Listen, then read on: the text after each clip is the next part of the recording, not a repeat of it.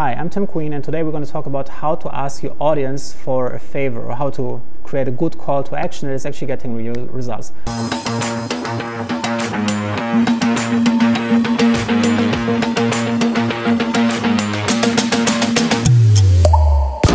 So a lot of people, when they create content online or they have an email newsletter, they often have a welcome email or they have like a call to action at the end of each post, and they often ask for too much at the same time. Of course, you want to have someone to follow you on LinkedIn, to connect with you on Facebook, to follow you on Instagram, to follow you, subscribe to you on YouTube, to sign up for your email newsletter. There are so many things you want: buy your product, contact you, send you a message, leave a comment, hit the like button, share this post. The problem is, if you ask for too many things at the same time, you're not going to get the results.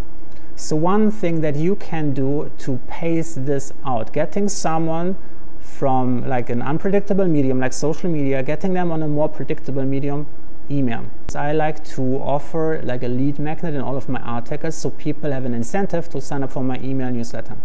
That's one call to action. Sign up for my email newsletter. Then, in my email newsletter, I have a welcome email, and the first welcome email will show some stuff about me, like my most popular articles, most popular videos, just to fishing for what people are interested in. And then I have one call to action, and I want them to subscribe to my YouTube channel.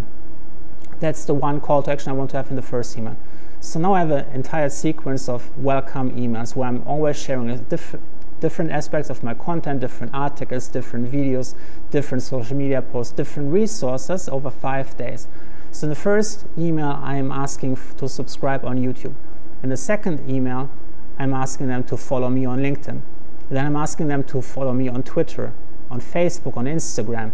I'm only having like one call to action every single email, and it's digestible, it's like attainable, it's bite-sized action.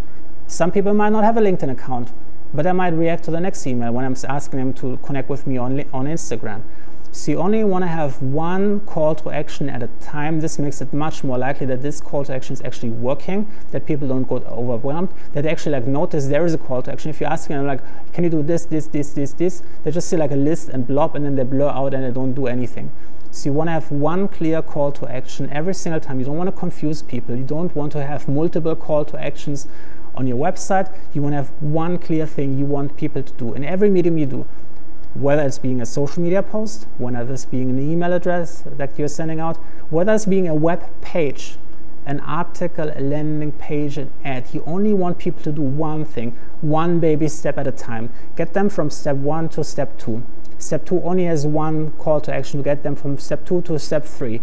And this way you can guide people along, and in overall success, you're getting all your different social media channels ranked, you're getting higher open rate, higher click-through rates, higher success rates. So let me know in the comments, what do you think is the key to success of asking people for favors, creating a good call to action? Let me know below, and make sure you hit subscribe and turn the notification bell on to get email updates when I'm uploading a new video on YouTube.